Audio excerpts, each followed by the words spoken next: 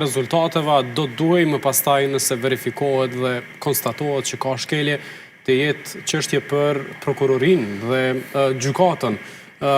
Dhe a mund shkoj dikush në burg për manipulime të numrave? Siç ka ndodhur shumë vite më herët, edhe besoj edhe në këtë proces. Nëse ne nuk flasim për çështje teknike 15-20 vota, sepse mund të gabojnë çdo komisioner e çdo vëzhgues. Ja, po flitet për më shumë se 2200 vetëm në 33 vend. Nëse kemi një përqindje, mbi 900. Nëse kemi përqindje të madhe, aty nuk ka diskutim që prokuroritetit nuk do të ketë masa dhe veprime hetimore rreth veprimet e cilat janë identifikuar dhe verifikuar. Por çka shumë e rëndësishme që kjo krijon një narrativ të procesit edhe për procesin